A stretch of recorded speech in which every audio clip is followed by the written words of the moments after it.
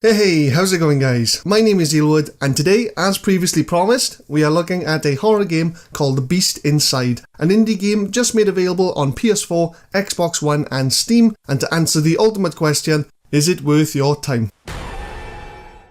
So, The Beast Inside is a single-player, indie, action-adventure, psychological thriller / survival horror game. Set in both 1979 and the early 19th century, you play between two protagonists, going back and forth between each character's perspective to uncover what's been going on at what appears to be a permanent rural retreat. You'll be exploring surprisingly vast areas, solving intricate puzzles, and playing detective, all while enduring the many jump scares, horror chases, and you are dead screens the game has to offer.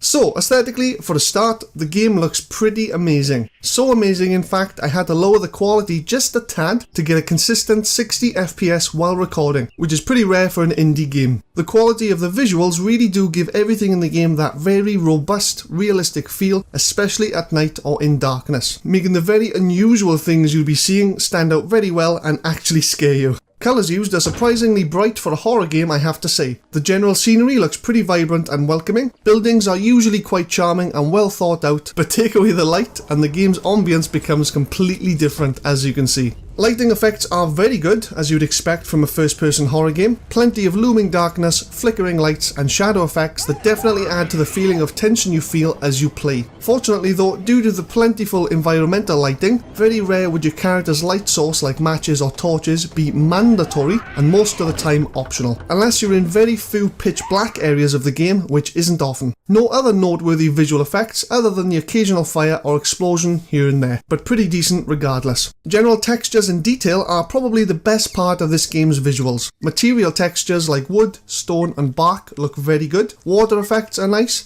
and the bloodstains look thick and shiny. Ground clutter is also okay, a bit on the heavy side, but not heavy enough to be considered a bad thing, so it's all good. The UI is almost non-existent, other than the occasional usable item detail in the bottom left, but due to its very tiny size, obviously doesn't hinder your focus area whatsoever. Level layouts are surprisingly very large, due to the kind of open world being so big and the fact that with buildings you can come and go as you please, unless in areas like the mines where you're stuck. The game does feel very open pretty much all of the time, with very few feelings of confinement. Character designs are very decent, no shortcuts taken when designing each character's animation that I noticed. Mouth movement and facial expressions aren't the best that I've ever seen, but your character's movements like when holding your lantern, interacting with objects and during cutscenes are all pretty top notch, especially with a very accurate motion / distance blur to go with it. Side note, make sure you disable motion blur in your settings. I had to turn mine off within the first 10 minutes of gameplay, just a tad too strong for me. I love the overly obvious points of interest sheens, I love the unique interface when examining items and solving puzzles, but my personal favourite is the subtle difference to how your character holds matches and lanterns compared to other games. A dated example, but games like Skyrim, Fallout or Dishonored, I've always found that the way items are held could be a tad more realistic. This game does this almost perfectly due to the very good distance blur and the fact it's not like you hold a lantern up to your eyeball in real life. Overall, definitely a very aesthetically pleasing game.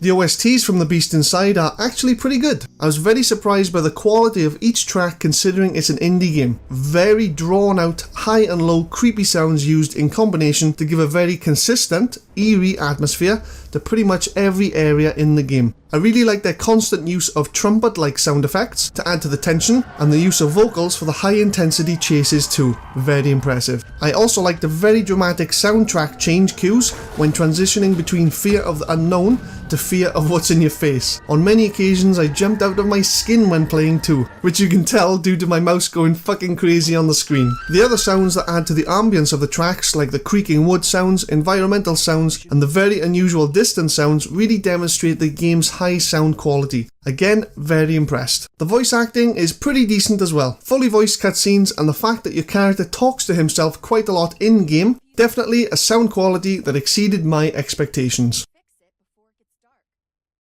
Now for the gameplay. So firstly, the Beast Inside does have a few difficulty options to choose from before you play. These include Adventure, Standard and Beast Mode. I'm actually not sure what the difference is between the three. I personally completed my entire playthrough on Standard. The only difference I can think of is the parts of the game where you would actually die, or like being chased, or when you have to tackle enemies head on in some way are more difficult. But don't take my word for it because I haven't got a clue. So when you first start the game, you're given a pretty unsettling cutscene where someone butchers a woman with an axe. After that, you watch an Evil Dead kind of intro where you're driving to a house in the woods where scary shit starts to happen. To explain the game's story a bit more, you play as some guy that works for the CIA as a codebreaker during the Cold War against Russia. Due to the job's natural risk to you and your family's health, you and your wife decide to live in a rural home for a while to continue your work in peace. Turns out though, freaky stuff starts to happen. You uncover a strange family history attached to the house. As I mentioned, travel back and forth between two characters as Adam reads chapters of a diary. Then halfway through the game, the story does get a bit messed up. I didn't really understand what was going on properly until the end of the game, but don't worry, I'm not going to spoil it for you. So once you've chosen your difficulty and gotten past the various cutscenes, you take control of your character and play. When you first start the game, you're given very basic tasks to begin with, most likely to get you familiar with the area and your controls. As the game is clearly a very realistic horror game, don't expect things like skills or stats. All you have is your ability to interact and a small inventory. You obviously have your basic movement controls as you'd expect from any first-person game. Specifically to the Beast Inside though, you also have the ability to interact with pretty much everything you see, examine, rotate and modify items you interact with, enter an improved version of Oblivion's pick-locking screen provided you have a lockpick, actually use pistols, although briefly, with very impressive aiming, interact with certain mouse inputs during cutscenes to keep you on your toes, and finally the Ghostbusters gun. Now with this amazing tool you can scan for quantum clouds, which are traces of a person's presence from the past / a different time. Did I say amazing tool? Sorry, what I meant to say was, immersion killer. Nice. You even have to shoot clouds of anomalies as they interact with scanning quantum clouds. Awesome. Bear in mind, the game is set in 1979. Ah well, could be worse I suppose. So with these various abilities you have, a big part of the game is solving pretty intricate puzzles, unlocking doors to progress areas using specific items and keys, all while dealing with the various enemies, jump scares and chases as you go. Pretty standard game objective as far as a horror game is concerned, but not at all a bad thing. Don't fix what ain't broke, as they say. As this is a horror game, you're of course alone most of the time and don't get any kind of assistance, winging it the entire way. Well, you do have a helpful diary / tape recorder in your inventory that is basically an objective tracker that does come in handy. The game is saved automatically. When you die, you start from your last checkpoint as you'd expect. You have a similar HP system to Call of Duty where the screen goes red but does slowly go away over a few seconds, but most of the time you're going to get one shot anyway. As there are so many items to examine and papers to read in this game, it's clearly filled with lore left, right and centre. But if you're like me and can't be asked for lore unless it's rammed in your face, it's not mandatory and the game is somewhat understandable without it anyway. During my playthrough personally, I played pretty quickly you could say. Rarely would I stop to read or understand most things. When tackling the many quite complicated puzzles, now I can really appreciate the thought process and effort gone into the design of each puzzle, but personally, after the first two puzzles, I didn't enjoy solving the rest at all. A bit too long and out of the box for a horror game in my opinion. In the end, I'm not gonna lie, I did Google the solutions after chapter 6. I'm a bad boy, I know. Smaller, simpler, to the point puzzles like Viviette or Resident Evil games would have been a lot better in my opinion. But whatever floats your boat, eh? Combat in the Beast Inside is pretty non-existent, as it's obviously your character hiding and running for your life, as with most horror games. As I mentioned though, there is one chapter of the game where you actually have a boss fight with some zombie guy where you use a handgun to kill him. And you know what? A very fun fight too, dodging his axes, his various AoEs, he even goes in stealth after you. And the actual handgun controls and aiming were surprisingly good as well. More combat would have made this game a lot better for me, but although rare, I enjoyed it anyway.